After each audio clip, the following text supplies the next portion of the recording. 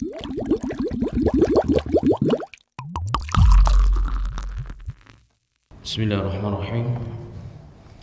Assalamualaikum warahmatullahi wabarakatuh.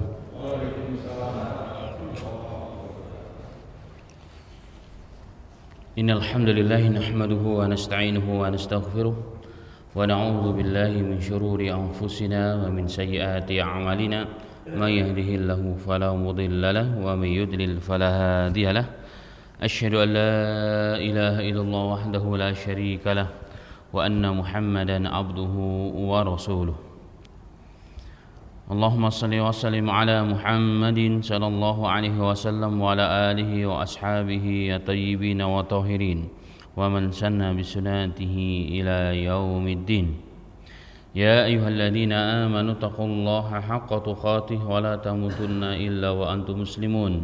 Ya ayyuhan nasu u'budu rabbakumul ladzi khalaqakum min nafsin wahidah wa khalaqa minha zawjaha wa batha minhuma rijalan katsiran wa nisaa'a wa taqullaha alladzi tasaaluna bihi wal arham innallaha kana 'alaikum raqiba.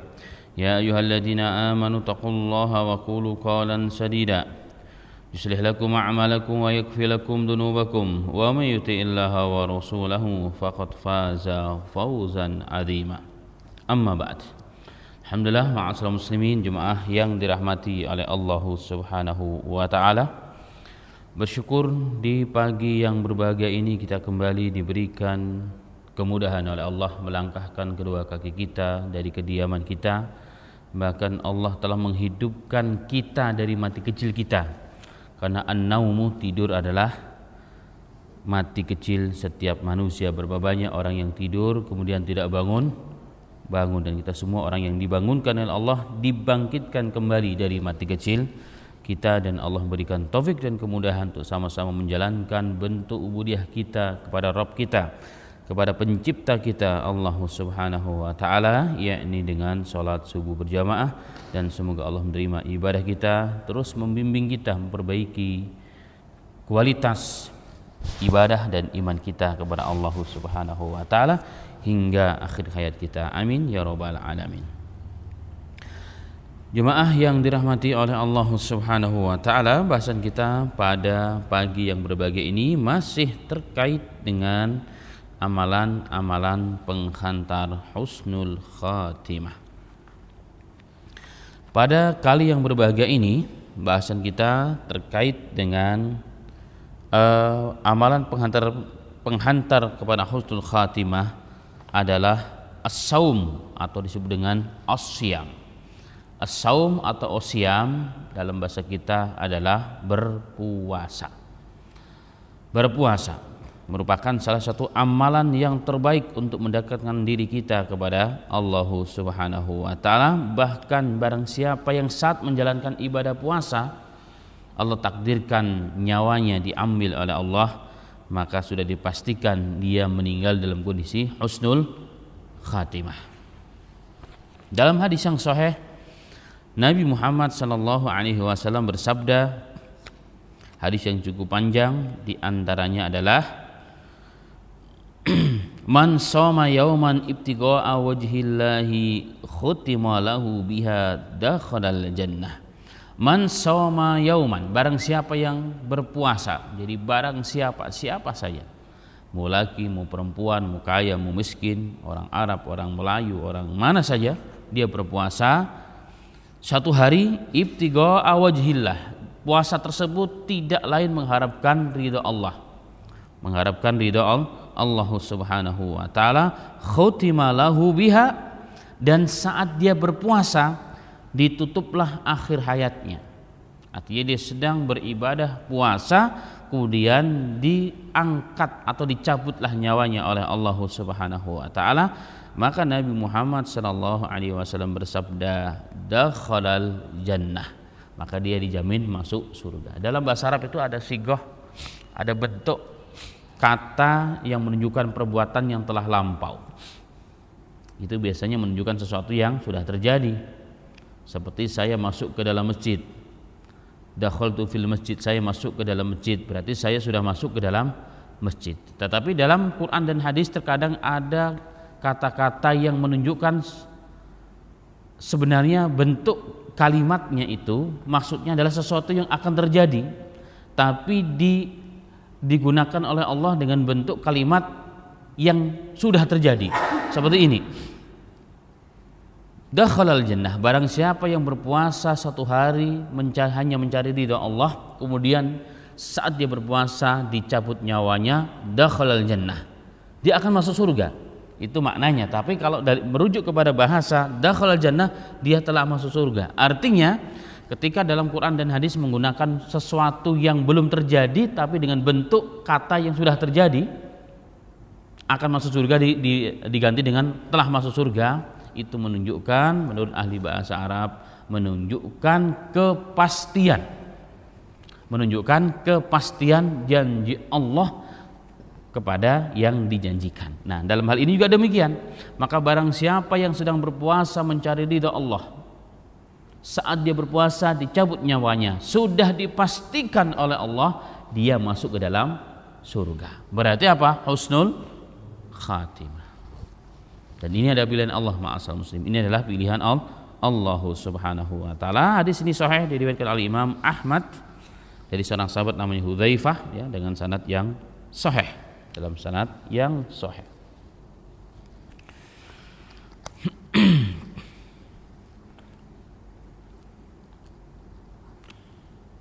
Kemudian ma'asal muslimin rahimani wa rahimakallah, bagaimana tidak puasa itu jika sedang berpuasa kemudian dicabut nyawanya tidak menjadi sebab utama seseorang itu atau seorang hamba wafat dalam kondisi husnul khatimah. Sedangkan Nabi Muhammad SAW pernah bersabda dalam hadis qudsi. Hadis qudsi artinya maknanya itu dari Allah, tapi teks bahasanya itu dari Rasul. Itu namanya hadis qudsi. Hadis qudsi itu adalah hadis yang sekali lagi maknanya secara umum, ya, makna konten asalnya itu dari Allah, tapi teksnya adalah dari Nabi Muhammad SAW. Dalam hadis tersebut Allah Ta'ala berfirman, kullu amali ibni adama lahu illa siyam fa innahu li wa ana ajzi bihi wasyamu junnah. Seluruh amalan-amalan Bani Adam, seluruh amalan perbuatan Bani Adam hakikatnya untuk dia.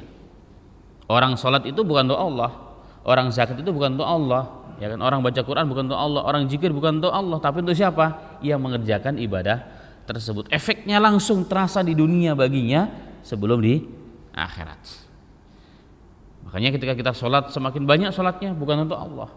Rasulullah mengatakan dalam hadis yang lain, seandainya seluruh dunia bersatu padu menjadi satu ketaatannya sama, nggak akan menambah kekuasaan Allah. Begitupun sebaliknya, seandainya seluruh dunia semua kejahatannya sama, semua jahat, nggak ada satupun yang baik, tidak akan mengurangi kuasa Allah. Kenapa? Karena amalan untuk kita sendiri.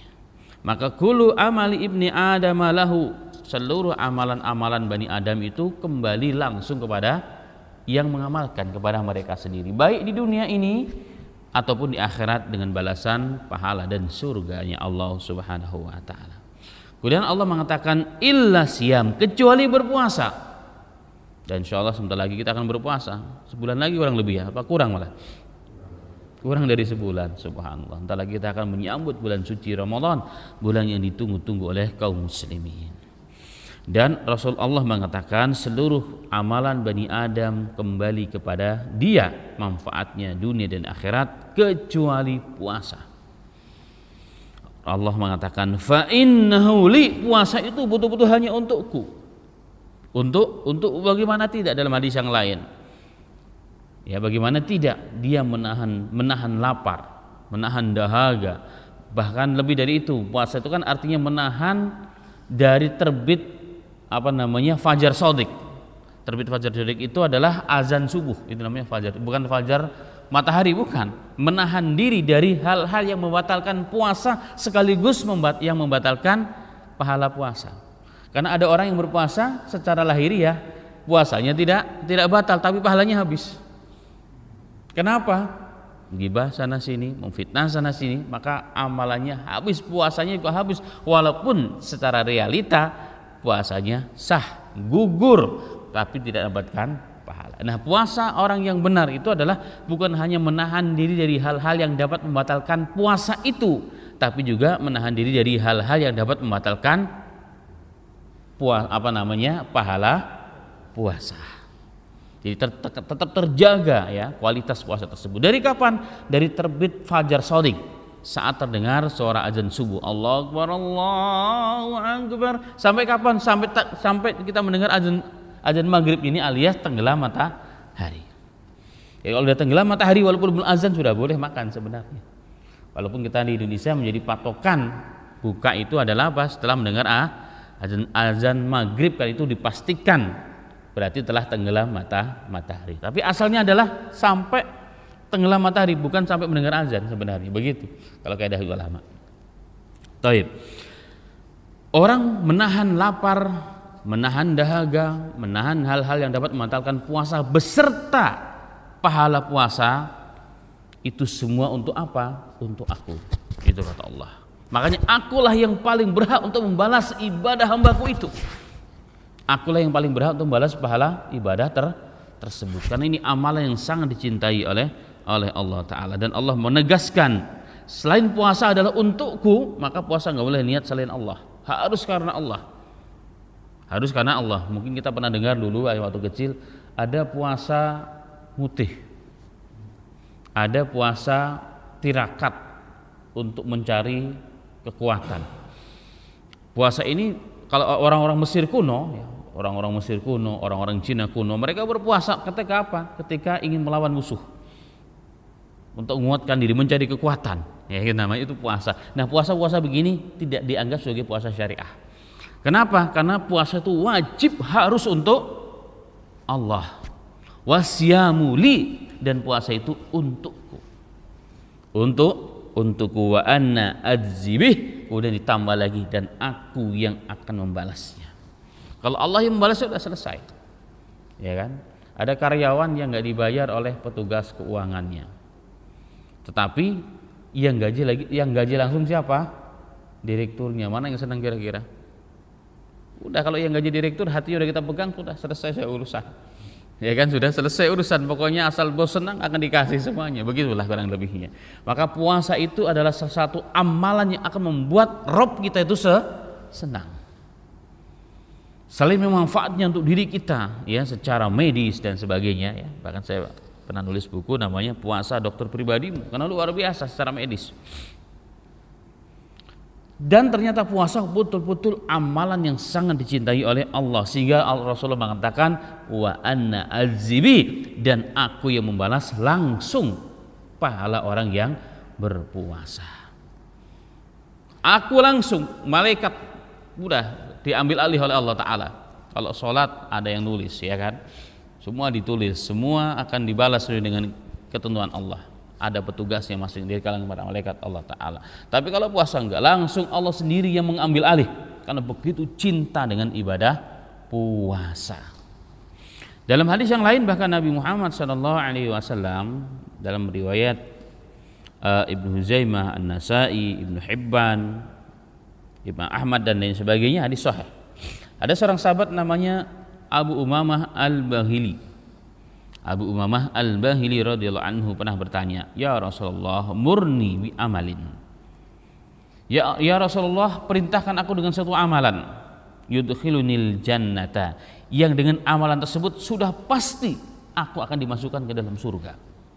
Ya Rasulullah, murni amalin bi amalin, dengan suatu amalan yang dengannya sudah pasti aku akan dimasukkan dalam surga oleh Allah Ta'ala.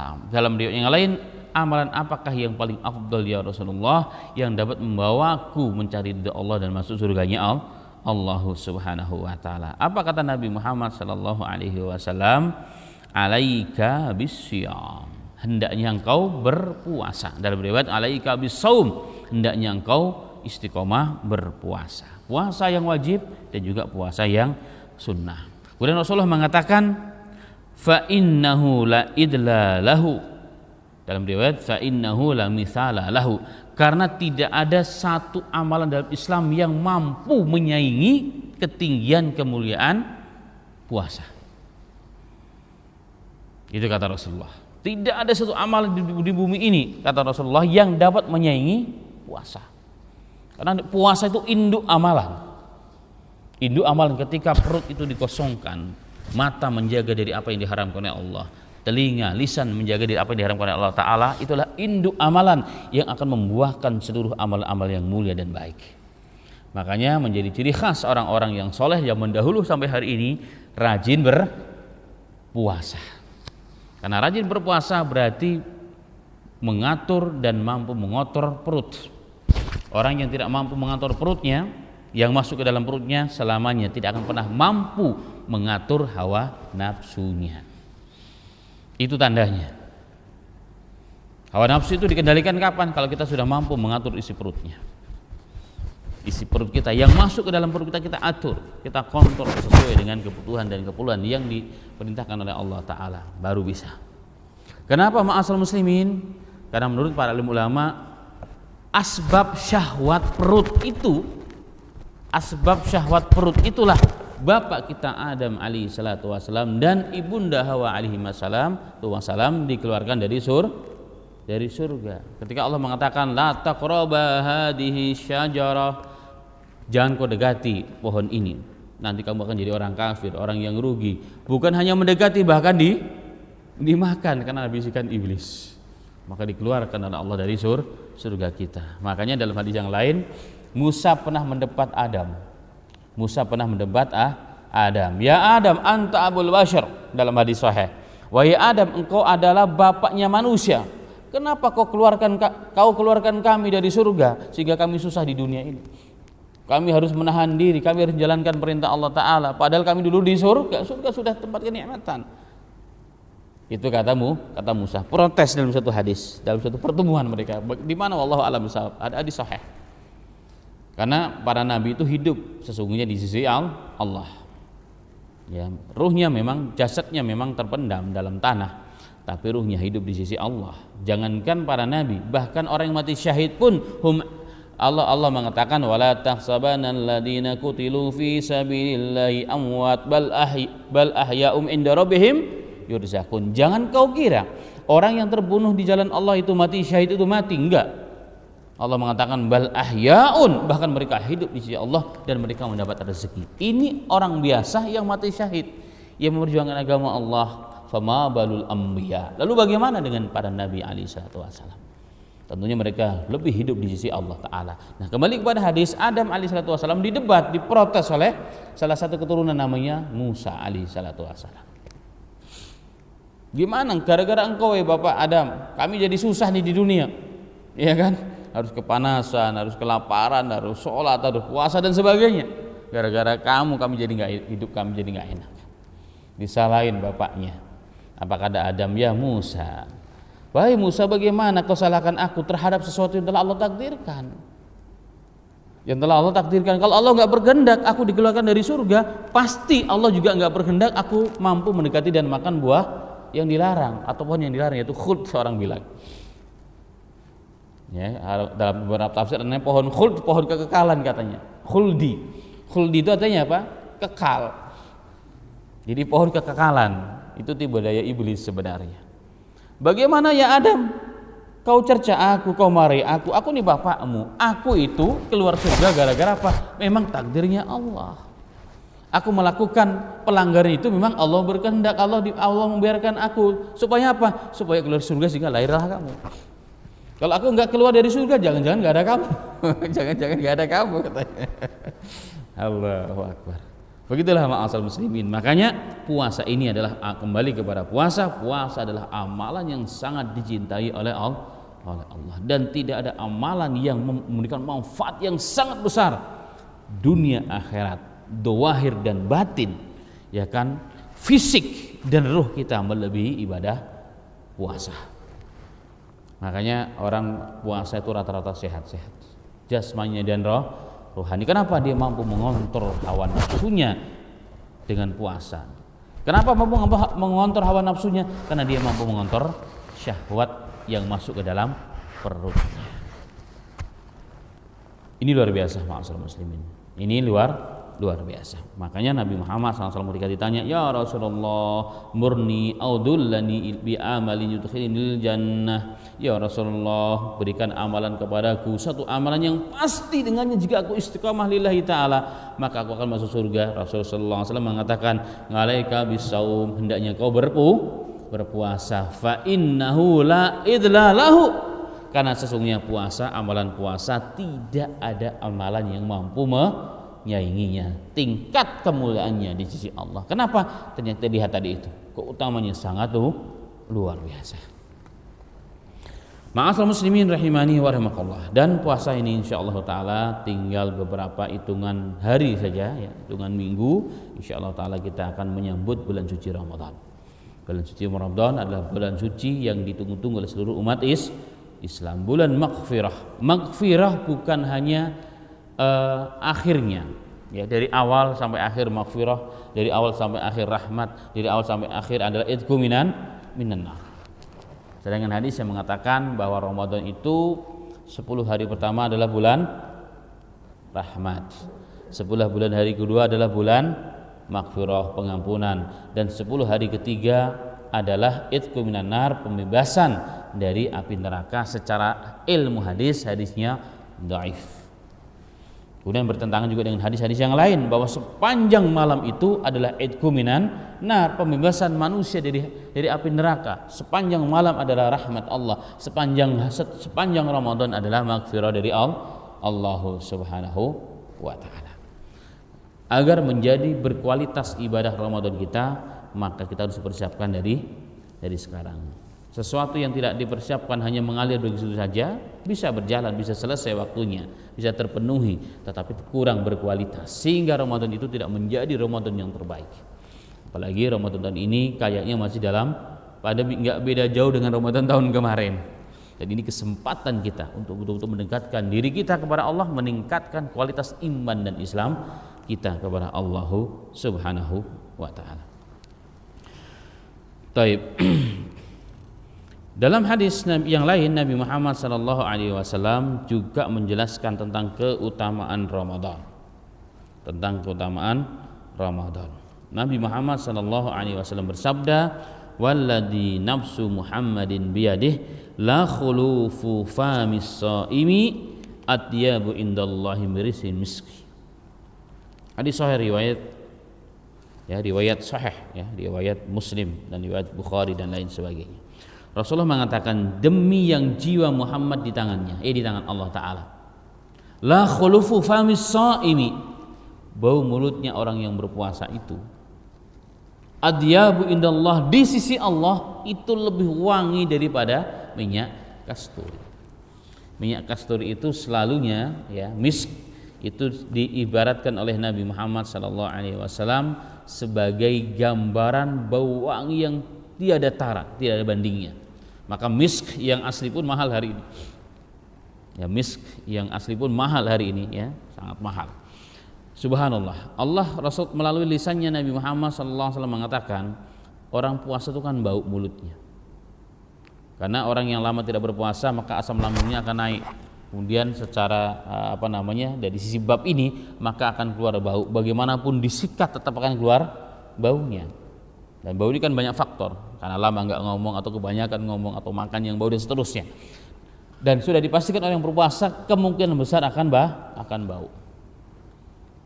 Dan bau ini ternyata dicintai oleh Allah. Kenapa? Karena baunya dalam ketaatan kepada Allah. Di mata manusia busuk, orang juga nggak suka. Tapi di sisi Allah lain cara pandang Allah Ta'ala. Kenapa? Karena dia walaupun bau tapi dalam menjalankan ketaatan kepadaku, puasa amal yang paling kucintai, kata Allah.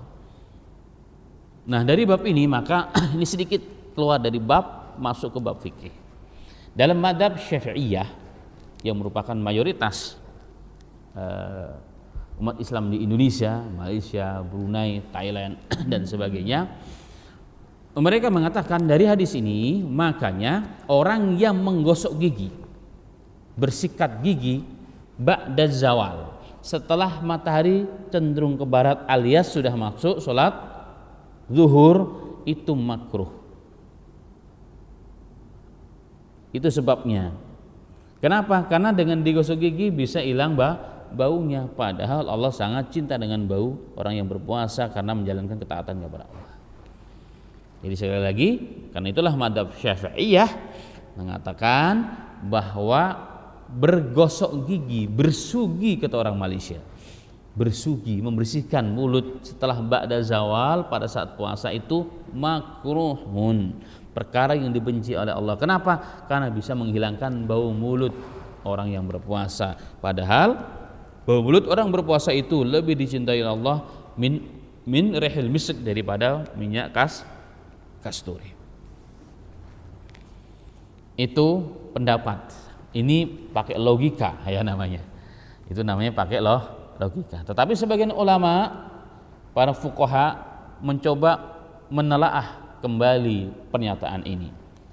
Benar apa enggak sih pendapat itu gitu loh. Kita lihat dulu. Sebelum mengomentari itu, ulama melihat dulu, cari dulu hadis yang lain. Rasulullah bagaimana saat berpuasa? Bersikat gigi enggak? Ternyata Rasulullah tetap bersiwak. Bahkan Rasulullah mengatakan dalam Sahih Bukhari dan Muslim, laula an asyqa ala ummati la amartuhu bisiwakin inda kulli wudu'in wa fi riwayatin wa inda kulli salatin. Rasulullah mengatakan dalam Sahih Bukhari dan Muslim, laula an asyqa ala ummati, jika tidak memberatkan umatku pasti mereka kuwajibkan untuk selalu bersiwak, menggosok gigi saat berwudu dalam riwayat dan saat mau sholat. Makanya kalau kita melihat ada orang yang siwakan, ya terutama pakai kayu, yaitu yang paling afdal ya, menjelang wudu dan menjelang sholat, itu memang sunnahnya Rasul, sunnah yang sangat dianjurkan ya, sangat dianjurkan. Kalau para hujjaj zaman dahulu kala, sekarang udah jarang. Biasanya para imam-imam itu di ujung apa namanya itu tasbih, kalau di kampung-kampung diikat, ada potongan kecil kayu untuk begini-begini, demi untuk mengamalkan sunnah. Walaupun nggak begitu caranya, kan itu kotor, karena udah di kemana-mana ya, harusnya tetap ada tempat khusus begitu. Tapi ala kulli hal kita masih lihat itu semua. Dan Rasulullah mengatakan ternyata seandainya tidak memberatkan umatku, maka kuwajibkan nih mereka mau sholat dan mau wudu. Sholat dan wudu berapa kali sehari semalam? 5 kali. Satu diantaranya adalah zuhur. Ini yang pertama. Yang kedua, Rasulullah juga diriwayatkan dalam hadis yang sahih, kana Nabi sallallahu alaihi wasallam yasukku bisiwakin wa huwa shaimun. Rasulullah bergosok gigi sedangkan Rasulullah sedang berpuasa. Rasulullah menggosok gigi sedangkan Rasulullah sedang berpuasa. Dari dua hadis dan hadis yang lain ya, dan hadis yang lain, maka ulama mencoba menelaah ulang pernyataan madzhab Syafi'iyah tadi, bahwa orang yang menggosok gigi ba'da zawal setelah waktu zuhur masuk maka makruh karena dapat menghilangkan bau. Maka dijawab dengan hadis tersebut jelas bertentangan ini hadis. Walaupun hadis itu memang bersifat lebih umum, tapi bertentangan, padahal tidak ada Quran dan hadis menurut Imam Syafi'i ya. Dalam Ikhtilaful Ahadits ada kitab yang luar biasa ya, kitab luar biasa. Imam Syafi'i punya kitab namanya Ikhtilaful Ahadits. Jadi hadis-hadis yang sepintas bertentangan, tapi beliau mencoba memberikan penjelasan nggak bertentangan sebenarnya kalau orang paham. Ya kan, yang ya hadis A, hadis B ya. Kayak begini nih, maka beliau mencoba menjelaskan. Maka tidak ada hadis yang sebenarnya bertentangan antara dalil satu dengan yang lain, baik Quran ataupun hadis atau hadis dengan Quran, nggak ada. Nah, kembali kepada pernyataan itu, maka ulama mengatakan salah satu efek dari berpuasa karena nggak makan adalah bau mulut. Bau mulutnya saja orang yang berpuasa sangat dicintai oleh Allah Subhanahu wa ta'ala, apalagi kalau wangi. Karena Rasulullah, para malaikat sangat suka dengan wangi-wangian. Makanya sebelum sholat kenapa disunahkan pakai minyak wangi kapanpun, dimanapun. Kalau kita kan pakai minyak wangi kalau kemana? Mau kondangan. Padahal kalau Rasulullah mengajarkan enggak, mau ketemu dengan istri pakai minyak wangi dulu. Kalau kita nggak mau berangkat kantor bawa minyak wangi, kalau dari kantor bau asam kita. Malah nggak begitu sebenarnya. Mau tidur pakai minyak wangi, masya Allah, luar biasa. Selalu bersih, selalu wangi itu Nabi Muhammad SAW. Bahkan dalam hadis yang sahih, keringatnya Rasulullah aja lebih wangi daripada minyak kasturi. Artinya Rasulullah dan Allah mencintai perkara yang wangi. Tetapi untuk orang yang berpuasa walaupun nggak wangi, bau mulutnya nggak apa-apa, lebih dicintai oleh Allah. Apalagi kalau seandainya wangi. Itu logika yang bermain akhirnya. Kemudian yang ketiga, ulama mengatakan bagaimanapun dibersihkan sebenarnya mulut orang berpuasa tetap nggak akan hilang bau mulutnya. Kenapa? Karena datangnya dari lambung, asam lambung yang naik karena lama nggak makan, sehingga tetap keluarnya ada baunya. Maka nggak akan hilang juga sebenarnya.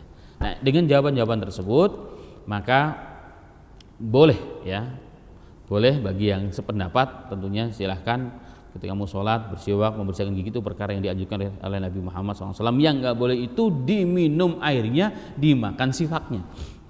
Nah itu jadi apa? Jadi batal. Jadi batal ya. Itu nggak boleh. Itu nggak boleh. Taib. Nah kembali kepada puasa ya. Sesuai dengan bahasan kita bahwa puasa adalah amalan yang sangat dicintai oleh Allah Subhanahu wa taala. Tidak ada amalan yang lebih dicintai melebihi puasa. Kembali kepada yang pertama tadi, seluruh amalan Bani Adam lahu kembali kepadanya, illa saum, kecuali puasa, wa ana azibi, dan aku yang bertanggung jawab langsung untuk membalasnya. Subhanallah. Itu kata Nabi kita Muhammad Sallallahu alaihi wasallam. Itulah ma'asyiral muslimin dan jemaah sekalian, kita bersyukur kepada Allah menjadi orang Islam, pengikut Nabi Muhammad Sallallahu alaihi wasallam, karena ternyata setiap amalan-amalan itu sangat membawa kita kepada ketinggian derajat baik di dunia ataupun di akhiratnya Allah Subhanahu wa taala. Kemudian ada puasa juga menjadi kafarah ya, menjadi kafarah. Apa itu kafarah? Penebus dosa-dosa kita.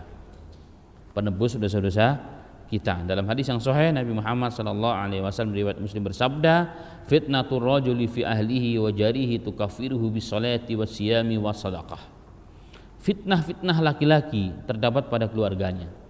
Jadi laki-laki itu banyak lalai gara-gara keluarganya, istri dan anaknya.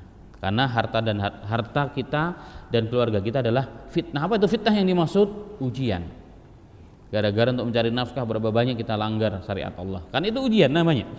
Gara-gara anak berapa banyak kita jadi nggak sholat berjamaah, kan begitu. Ini adalah ujian dan Allah Maha mengetahui itu. Maka Rasulullah mengatakan laki-laki itu banyak fitnahnya, menjadi sebab fitnah, yaitu apa? Keluarganya, tetangganya, ya kan? Tetangganya punya mobil baru, sakit kepala kita. Tetangganya bangun rumah, pusing kepala kita. Kok bisa muncul? Memang begitu. Itu namanya apa? Hasad. Dan manusia nggak ada yang bisa lepas daripada hasad, selalu ada. Makanya Imam Ibnu Taimiyah pernah mengatakan, ma khala jasadun hasadun. Nggak ada yang terlepas jiwa manusia itu daripada hasad. Mau dia jenderal, mau dia tukang sapu, bahkan mau dia santri, mau dia ulama, ada tuh sifat itu. Nggak munafik. Al-Imam mengatakan semua ada. Bahkan istrinya Rasulullah pun ada. Semuanya ada. Para ulama, siapa bilang ulama nggak ada hasad? Parah hasadnya. Hanya bedanya kata beliau, al-karimu yukhfi wal-imu yufdi. Hanya bedanya orang yang mulia, orang yang terpelajar, orang yang sudah belajar agama, orang yang sudah hijrah, ya kan? Para ustadz, para kiai, memang ada rasa hasad itu, tapi kemudian dia simpan tuh hasadnya, dia matikan tuh hasadnya. Ketika mulai terasa sinyalnya muncul, radarnya, ya radar kita menangkap sinyal, waduh ada hasad, langsung dia istighfar kepada Allah. A'udzubillahi minasyaitonirrajim. Dia mulai puji itu orang. Nah beda dengan orang al-laimu, orang yang tidak terpelajar, orang yang buruk, orang yang jelek. Ketika ada itu dipupuk oleh dia, ditambahin lagi. Emang benar dia begini? Iya katanya udah sampai kemana-mana, jadi fitnah.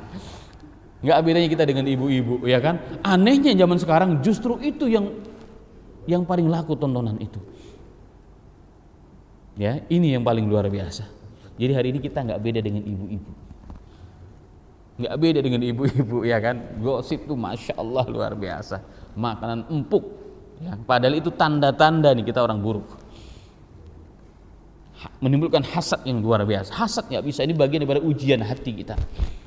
Tapi bedanya orang yang mau belajar, mau hijrah, mau berbaikan, ada muncul langsung istighfar, a'udzubillahi minasyaitonirrajim. Karena memang itu bisikan setan. Hasad itu kan merasa orang itu nggak layak.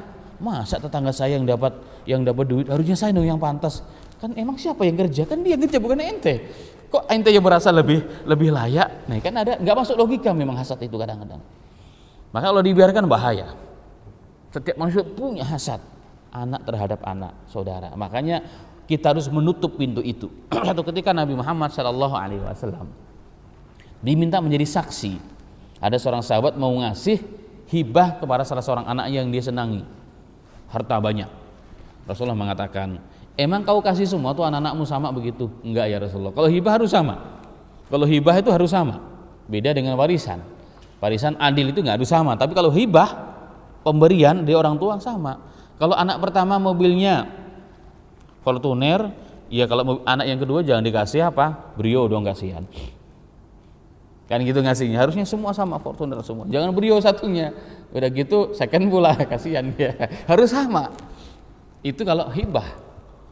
Maka sahabat tersebut mengatakan, enggak ya Rasulullah, kalau saya enggak mau. Kenapa? Karena ini awal dari anak itu akan bermusuhan. Dari mana? Dari hasad. Memang ketika orang tuanya masih hidup nggak ngomong dia, tapi setelah mati seorang tua, disitulah akan nampak betul. Dan kembali kepada maksud ma'asyiral muslimin rahimani wa rahimakumullah, maka hasad itu muncul. Yaitu maka laki-laki itu juga terfitnah dengan sifat hasad. Diuji oleh Allah dengan sifat hasad kepada siapa? Tetangganya. Tetangganya perasaan orang baru di komplek ini. Kok tiba-tiba punya mobil 10 sekarang? Kita yang pusing, kita katanya. Emang urusan kita apa dengan tetangga kita? Gak ada kan sebenarnya. Tapi kita yang pusing, itu hasad Pak berarti. Bekas semua ya. Yang repot lagi adalah ya kita nih Pak Haji katanya. Pusing gara-gara tetangganya terdengar punya istri baru. Kok dia 5, kok dia bisa, saya nggak bisa katanya. Ini gak berani masalahnya, ngomong doang. Nah ini hasad, ini fitnah namanya. Ini fitnah. La haula wala quwata illa billah. Kemarin kami kunjungan ke Muara Gembong. Ini Muara Gembong ya Pak. Ada seorang preman di Preman Senen yang udah tobat hijrah, masya Allah luar biasa. Istrinya 3 sekarang. Istrinya 3. Saya bilang ke teman-teman yang nemenin saya kemarin ke sana. Tuh kalau mau belajar berpoligami kayak dia nih. Kenapa? Rumahnya jejeran, kayak rumahnya istrinya Rasulullah. Sehingga tarbiyah anaknya sama. Itu betul-betul menyelamatkan umat kalau begitu. Bukan satunya di sini, satunya di Surabaya, satunya di Jakarta, satunya di Sulawesi. Akhirnya repot, kita tiap hari pusing kepala kita. Iya, di Bogor. Pas lagi jatah di Jakarta, yang di Sulawesi pun, Mbah, anak bapak masuk rumah sakit dan saya mau lahiran. Waduh, pusing kita kepalanya. Ya kan? Karena berjauhan. Kalau yang nyunah banget nih kayak gini nih, saya bilang ke teman-teman, masya Allah. Mantan preman yang tidur bertahun-tahun di halte Senen, sekarang orang yang hijrah membangun masjid, membangun sekolah SDIT plus robotic school 5 tingkat gratis, dan tambak udangnya sampingnya Pak Jokowi 500 hektar. Luar biasa. Saya bilang, saya tanya, saya wawancara, Bang, namanya panggilannya di sana sekarang Bang Mandor.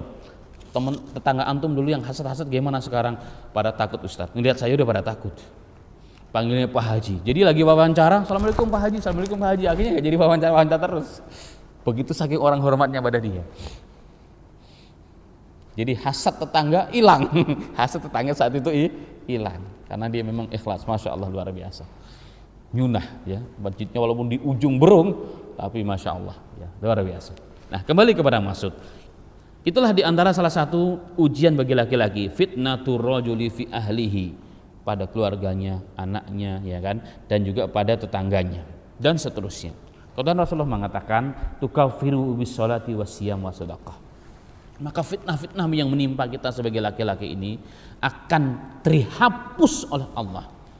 Dosa-dosa dan kesalahan kita tentunya dengan kita berusaha dengan apa? Salat dan puasa dan sedekah. Maka Ramadan yang sebentar lagi sudah di hadapan kita merupakan nikmat yang besar sebagai sarana untuk menebus seluruh dosa dan kesalahan kita di masa yang lalu. Makanya kita niat, ma'asyiral muslim, kita nggak pernah tahu itu hidup kita sampai tahun kapan. Mari kita jadikan Ramadan tahun ini Ramadan yang terbaik dalam sejarah kehidupan seorang kita. Kita nggak pernah tahu, ya kan? Mari kita jadikan. Bagaimana caranya? Harus kita persiapkan dari jauh-jauh hari dari sekarang. Apa targetnya? Bulan Ramadan tahun ini. Kalau tahun kemarin khatam Qur'annya sekali, biasa itu mah. Hari ini tahun ini berarti harus dua kali. Kalau tahun kemarin zakat malnya dan plus sedekahnya 1 miliar, tahun ini harus 2 miliar untuk bangun masjid. Harus begitu. Itu namanya yang terbaik. Target yang harus kita lakukan. Tapi Rasulullah mengatakan, maka puasa menjadi penebus dosa-dosa kita. Jemaah sekalian yang dirahmati Allah Subhanahu wa taala, itu yang tadi disampaikan adalah puasa penghantar husnul khotimah, dan puasa dilihat dari sisi syariat keutamaannya di dunia ataupun di akhirat. Nah, lebih daripada itu semua, puasa itu sendiri sesungguhnya adalah dokter pribadi kita. Maka saya tulis buku Puasa Dokter Pribadimu, karena seluruh penelitian para medis dan kesehatan melakukan eksperimen berbagai macam berbagai macam usaha mereka lakukan, berbagai macam cara, sudut pandang, dan mereka ternyata sampai detik ini telah mengungkap bagaimana keutamaan puasa, tetapi belum mampu mengungkap seluruh rahasia puasa itu. Mereka hanya ingin membahas satu ayat dalam Al-Quran, yang sampai sekarang nggak bisa diungkap, yaitu apa? Allah Ta'ala berfirman, wa antasumu khairul lakum in kuntum ta'lamun. Jadi ayat itu saja, wa antasumu khairul lakum in kuntum ta'lamun. Seandainya kalian berpuasa, maka itu lebih baik bagi kalian. Ayat itu diungkap oleh para dokter hari ini belum tuntas. Eksperimen sudah banyak, tapi belum mengungkap seluruh rahasia daripada puasa itu sendiri. Dan ini menunjukkan kebenaran Islam dan kehebatan Islam. Sanurihim ayatina fil afaq wa fi anfusihim hatta yatabayyana lahum annahul haq. Kami akan memperlihatkan tanda-tanda kebenaran Islam di jagat raya ini pada diri kalian sendiri tentang kebenaran Islam. Melalui puasa, ma'asyiral muslimin, banyak orang mendapat hidayah ternyata. Banyak orang mendapatkan hidayah dengan puasa. Itu dari sisi medisnya saja. Itu baru dari sisi medis. Maka terapi yang terbaik adalah berpuasa. Terapi yang terbaik baik untuk kesehatan jasmani kita dan juga kesehatan rohani kita dengan berpuasa. Makanya kan ada lagu tuh, itu sebenarnya dari bahasa Arab aslinya. Tombok hati, obat hati kan ada 5 perkara. Satu diantaranya apa? Perutnya harus sering lapar, artinya berpuasa. Tapi berpuasa sesungguhnya syariat agama Islam supaya berpahala dunia dan akhirat Allah Subhanahu wa taala. Taib jemaah sekalian yang dirahmati Allah Subhanahu wa taala, sekali lagi puasa adalah amalan yang terbaik yang menghantarkan kita kepada ridha Allah, yang menghantarkan kita kepada husnul khatimah. Syukur-syukur kita sedang berpuasa karena Allah, dan dicabut atau datanglah waktu ajal kita, maka Rasulullah mengatakan dakhalal jannah, dijamin dia masuk surganya Allah Subhanahu wa taala. Berarti husnul khatimah. Husnul khatimah. Kita tidak membahas tujuan puasa untuk Islam, tidak. Itu bukan bab kita, karena bab kita hanya bab puasa itu menghantar kita kepada husnul khatimah. Demikian ma'asyiral muslimin rahimani wa rahimakumullah. Tapi sebelum kita tutup, catatan sedikit karena menjelang Ramadan ya. Catatan sedikit menjelang Ramadan, ada satu hadis yang sering kita dengar dari para penceramah di TV, juga kadang-kadang di media, perkara yang sepintas benar tetapi menyalahi ilmu hadis. Adalah hadis yang katanya berbunyi, man fariha bidukhuli Ramadan haramallahu jasadahu anin niran. Barang siapa yang senang dengan kedatangan bulan Ramadan, maka akan diharamkan jasadnya masuk neraka. Jadi kita dengar ini sering. Nah, ini saja sebagai penutup. Kita tinjau dari sisi kedudukan hadis dulu. Secara ilmu hadis, karena amalan dalam Islam ini sekecil apapun dapat ditelusuri keasliannya. bener nggak nih ada Quran hadisnya. Kalau enggak sudah tinggalkan saja, dianggap amalan biasa, amalan yang kalau dianggap baik-baik tapi bukan agama sebagaimana yang dicontohkan. Itulah hebatnya Islam. Setiap amalan apapun bisa ditelusuri keabsahan amalan itu dari mana? Quran dan ilmu hadis. Pakai sendal aja ada hadisnya, bisa ditelusuri kebenarannya. Itu hebatnya Islam. Nggak ada dalam agama yang lain. Nah dari ilmu hadis ini, maka para ulama Ahlussunnah wal Jamaah, para ulama hadis, mereka bersepakat bahwa teks hadis yang tadi saya katakan, man fariha biduhuli Ramadan haramallahu jasadu aniniran, barang siapa yang senang dengan kedatangan bulan Ramadan diharamkan jasadnya dari api neraka. Ini adalah teks hadis yang la aslalahu. Apa itu la aslalahu? Tidak ada asalnya. Kalau tidak ada asalnya berarti sanadnya pun kagak ada. Kalau hadis dhaif itu ada sanadnya tapi rawinya lemah. Hadis palsu itu ada sanadnya. Tapi kalau la aslalahu tidak ada asalnya berarti apa? Dari mana tuh datang itu hadis? Itu jadi pertanyaan.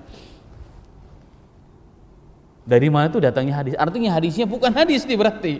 Bukan hadis, nggak bisa dikatakan hadis karena sanadnya pun nggak ada. Orang mencari tahu coba sanadnya mana, nggak ada.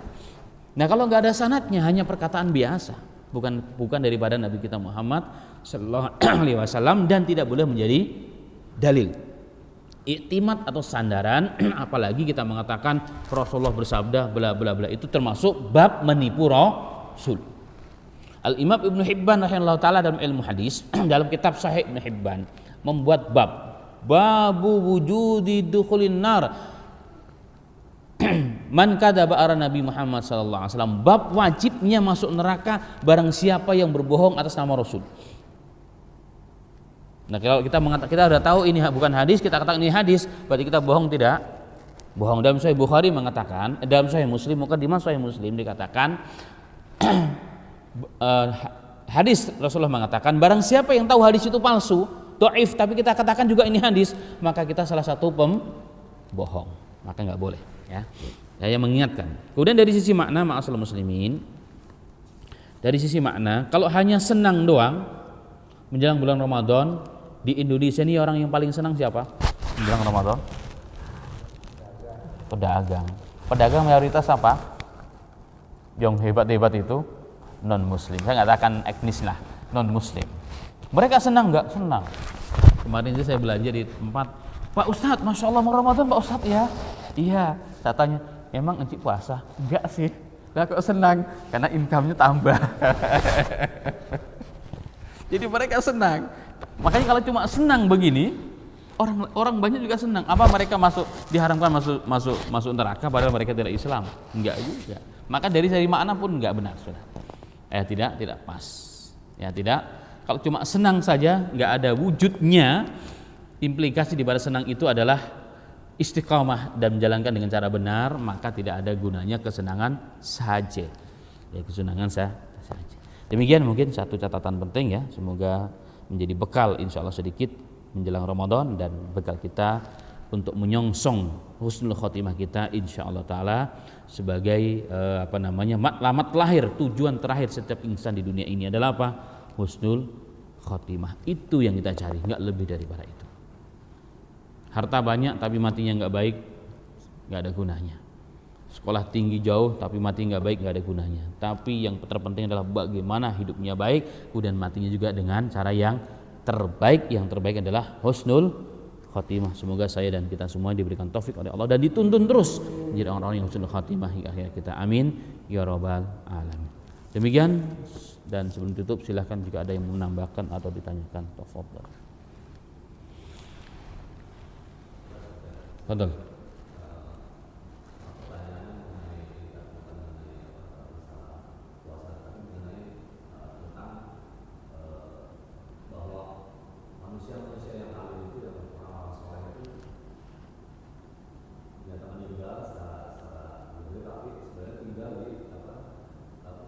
Hidup di sisi Allah. Itu kan hal ini banyak menjadikan orang-orang yang mengunjungi makam-makam orang-orang soleh untuk meminta sesuatu lewat mereka-mereka yang merasa tinggal di sisi Allah.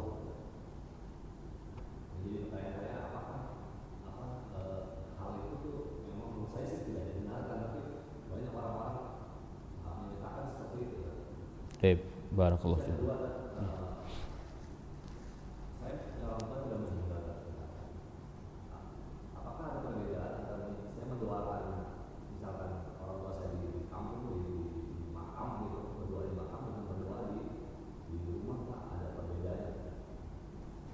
Baik, barakallahu fikum. Bismillah, alhamdulillah, wassalatu wassalamu ala rasulillah, amma ba'd. Fenomena di tanah air kita dan hampir seluruh negara-negara Islam lah ya, secara khusus atau secara umumnya, orang kadang-kadang kalau sebelum mati nggak jadi wali, tapi setelah mati jadi wali. Dan anehnya kewaliannya tuh hebatnya luar biasa. Setelah mati dalam ceritanya. Itu dalam ceritanya. Itu fakta di mana-mana. Itu fakta di mana-mana yang terjadi. Kemudian jadi pertanyaan, kok bisa begitu? Ada apa sebenarnya? Berarti ada kesalahan di sini. Kesalahan tarbiyah dan pengajaran pemahaman Islam kepada umat.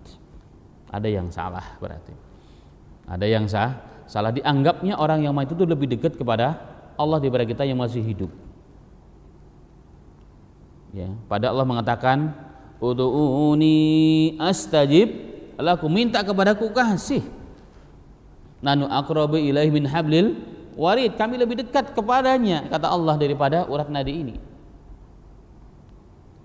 Rasulullah mengatakan, Allah hayyun karimun, zat yang maha malu dan maha mulia. Allah malu kalau ada seorang hamba yang mengangkat kedua tangannya minta sesuatu, ya Rab, udah diturunkan gak dikasih apa-apa. Itu bagi Allah malu, perbuatan yang gak mungkin Allah lakukan. Artinya itu dekat. Nah, ini yang perlu kita pahami. Tapi anehnya di Indonesia, orang yang sudah mati dianggap sudah justru lebih dekat kepada Allah karena alamnya udah beda katanya. Padahal orang yang sudah mati itu adalah proses perpisahan antara jasad dengan ruh. Ruh dipisah, jasad. Ruhnya masih hidup, tapi di alam yang berbeda, namanya alam barzakh.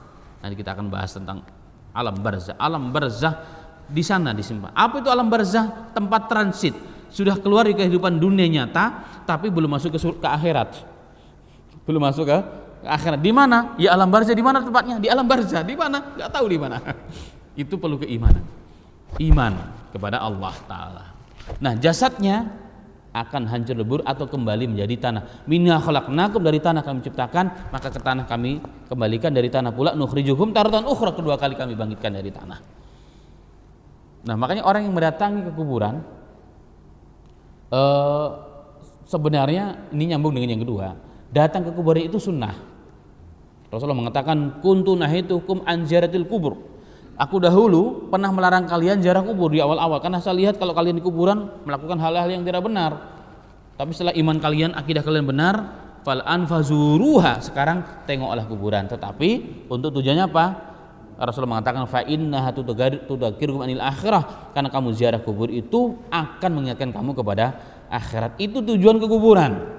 Yang pertama, mengingat akhirat. Makanya perempuan nggak boleh dianjurkan terlalu sering, boleh sekali doang, tapi jangan nggak boleh sekali-kali. Kan ada laknat dari Rasulullah. Allah tuh melaknat zairatil kubur, perempuan-perempuan yang hilir mudik ke kuburan, kerjanya dilarang. Maka antum ke Saudi mau tengok kuburan Baqi itu yang samping masjid, nggak boleh kan kalau perempuan, nggak boleh. Karena takut mereka terkena laknat hadis itu. Ada hadisnya sahih. Tapi kalau sekali-kali monggo silahkan. Tujuannya apa tadi? Untuk mengingat akhirat. Yang kedua untuk mendoakan di dalam kubur. Nah, mendoakan itu boleh dari mana saja. Tapi kalau kita ke kuburan memang jadi teringat kita pun akan mati. Mungkin begitu. Teringat baiknya orang tua kita dulu. Itu. Kalau doa mau di kuburan dengan di rumah kita sama. Kalau dari sisi kekuatan doa. Nah, kembali kepada yang tadi itu. Nah, orang kadang-kadang hari ini memang ya mungkin bab akidah dan pemahaman.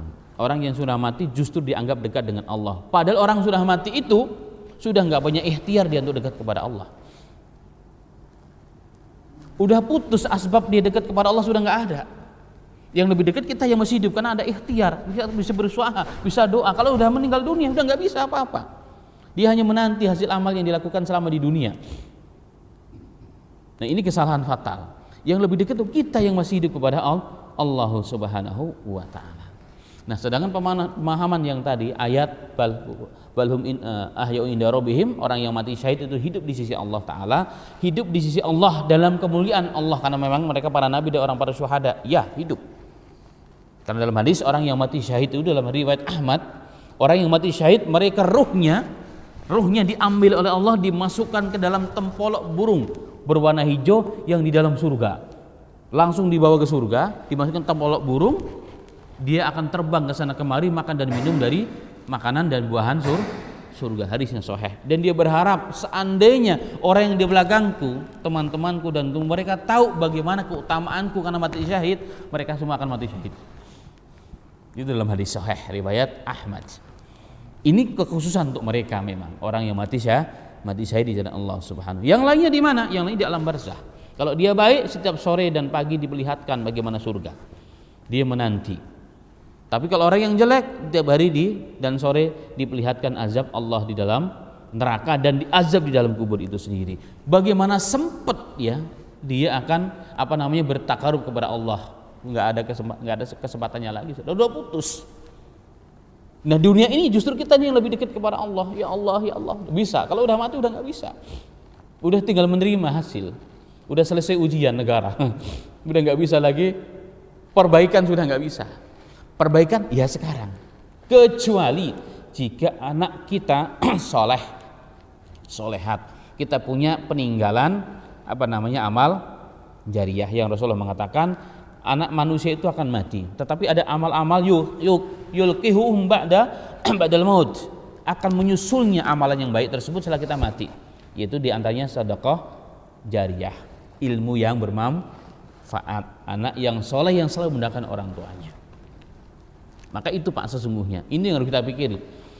Itu yang harus kita pikiri sekarang. Bagaimana saya mati tapi amalan tetap mengalir. Itu kuncinya 3. Jadikan anak kita, anak cucu kita soleh. Jadi orang yang baik, syukur-syukur pejuang Islam, syukur-syukur hafizul Quran, syukur-syukur yang alim ulama, syukur-syukur bla bla bla bla bla. Kalau ini lepas, minimal kita punya ilmu yang kita bagikan. Ilmu apa atau menjadi sarana lah begitu. Yang ketiga, sedekah atau amal jariyah. Apa saja bentuknya Pak? Itu yang kita perlu sudah. Boro-boro kita dekat dengan Allah. Bahkan kita menanti kita punya amal itu bagi orang sudah mati. Makanya ada istilah orang sudah mati itu menanti dari kita. Amalan dari kita, doa dari kita, ya kan, dia punya amal jariyah apa enggak? Bukan malah sebaliknya. Ini karena bab akidah yang rusak memang. Bab akidah yang rusak. Saya pernah melihat Pak, tapi nggak di Indonesia. Melihat betul. Masjid besar, ya, masjid besar. Orang itu datang di tengah masjid ternyata ada kuburan. Jadi dia, saya datang ke situ untuk ngecek bener nggak sih kata orang. Ini bahasanya bahasa Sarukhan ini, bahasa Urdu. Dia ngomong kepada istrinya, apa yang harus saya lakukan kalau udah di kuburan? Minta apa? Minta apa aja akan dikabulkan di sini. Jadi mintanya dia seperti minta kepada Allah. Padahal itu di depan kuburan. Dia nggak tahu siapa yang di atasnya. Ya kan? Seandainya rohnya ada di situ, dia nggak tahu apa yang di atasnya. Mau diapain pun dia nggak bisa ngapa-ngapain. Lah kalau kita mintain dia sebagaimana kita minta kepada Allah, itu namanya apa? Kesyirikan sebenarnya. Dan itu yang terjadi hari ini. Itu yang terjadi hari ini. Makanya kuburan tiba-tiba menjadi kuburan keramat. Karena bisikan-bisikan dari para syaitan, karena akidah kita lemah. Ini yang kita sayangkan ma'asyiral muslimin rahimanillah. Apalagi negara kita ini negara maritim, pantai-pantai itu banyak lagi kesyirikan yang luar biasa. Karena Rasulullah pernah bercerita dalam hadis babu jin ini, jin itu dulu penghuni dunia sebelum manusia. Dunia itu diisi oleh siapa? Jin sebelum manusia. Tapi mereka merusak bumi, tidak taat kepada Allah, diusir mereka oleh tim malaikat dan mereka dikiring kemana? Pegunungan dan pesisir-pesisir pantai. Makanya kita lihat dari ini kemusyrikan, kesyirikan kebanyakan di mana terjadi? Wilayah pegunungan, wilayah pantai, wilayah-wilayah terpencil. Ditambah lagi memang jauh daripada ulama, jauh daripada ilmu, dan itu fakta yang terjadi.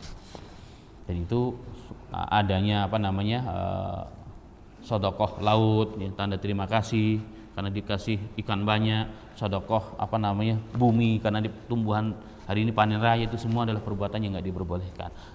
Karena itu perbuatan minimal ya. Kalau kita nggak berani mengatakan syirik, minimal itu mubazir Pak. Lah makanan segitu mahalnya dikasih ke laut, siapa yang makan di laut? Makanan segitu mahal dikasih di bumi yang nggak jelas, siapa yang ngambil? Itu mubazir dan itu dilarang oleh agama. Dan innal mubazirina, orang yang berbuat kemubaziran adalah teman-temannya syaitan. Belum lagi dari sisi tinjauan akidah. Dari sisi aja udah salah. Ini semakin menjadi-jadi teman. Allahumma musta'an. La haula wala quwata illa billahil aliyil azim. Demikian mungkin penjelasannya sudah kesana kemari. Nah, silakan.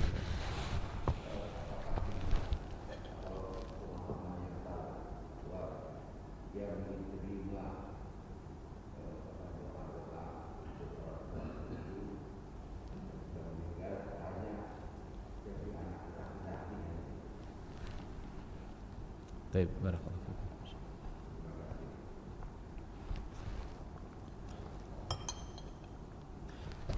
Baik.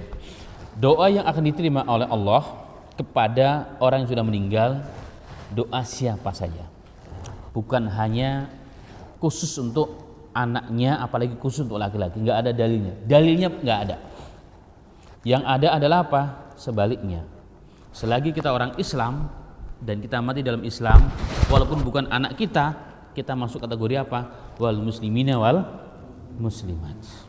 Itu setiap hari maksudnya. Kita diampuni dosanya Allah. Maka untung mati orang jadi orang Islam gitu.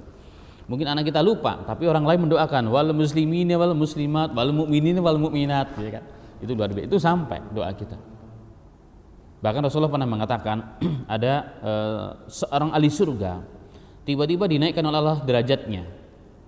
Ditanya, dari mana anna hada ya Rabb? Dari mana ini ya Rabb? Min istighfarika waladika laka. Itu dari istighfar anakmu kepadamu. Jadi ketika kita mohon ampunnya Allah, ampunilah orang tuaku ya Allah yang sudah mendahului aku ya Allah, itu diampuni dosanya Allah dan ditinggalkan derajatnya oleh Allah. Kalau dosanya sudah habis, ditinggalkan derajatnya oleh Allah. Oleh siapa? Oleh kita yang masih hidup. Sebab itu, makanya itulah yang dimaksud dengan sedekah jariyah atau anak yang soleh.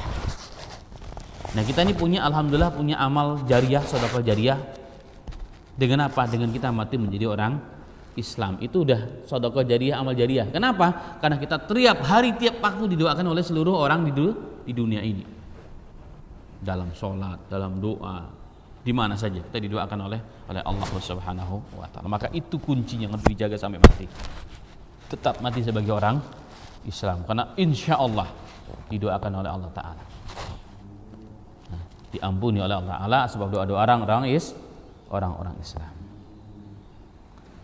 Taib. Cukup jelas kan? Artinya tidak ada dalil yang mengkhususkan yang diterima hanya dari anaknya, apalagi cuma anak laki-laki. Ya Rasulullah nggak ada anak-anak yang laki-laki yang hidup, semua ya perempuan. Banyak juga ulama-ulama kita yang meninggal laki-lakinya hanya perempuan, tapi mereka diampuni Allah sebab doa-doa mereka atau anak-anak. Gimana? Dia termasuk minimal cucunya muslim, kakeknya muslim, kan nyampe juga. Walaupun tanpa khususan ila hadrati fulan al-Fatihah, tanpa gitu udah nyampe. Karena udah otomatis, itu adalah aturan Allah, itu sunnatullah. Walan tajida li sunnatillahi tabdila. Allah enggak pernah merubah sunnah Allah. Dan Allah enggak pernah merubah, dan Allah tidak pernah merubah dengan yang lain. Itu menjadi sunnatullah.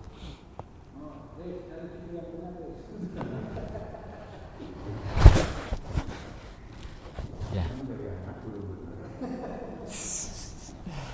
Baik. Makanya bersyukur ya punya komunitas Islam ya kayak begini, masya Allah, yang insya Allah selalu mendoakan bersama. Itu merupakan komunitas yang baik yang harus dijaga. Komunitas Islam yang baik, pertemanan yang baik, luar biasa. Ya, insya Allah manfaatnya bukan hanya di dunia, bahkan sampai di akhiratnya Allah Subhanahu wa taala. Demikian Pak Haji, kajian kita pada pagi yang berbahagia ini, semoga menambah ilmu dan bermanfaat, menambah semangat kita bil khusus menjelang Ramadan, bil khusus lagi menyongsong akhir hayat kita dengan husnul khatimah. Wafaqna wa ayyakum walhamdulillahirabbil alamin. Subhanaka rabbana wa bihamdika asyhadu an la ilaha illallah astaghfiruka wa atubu ilaik. Assalamualaikum warahmatullahi wabarakatuh.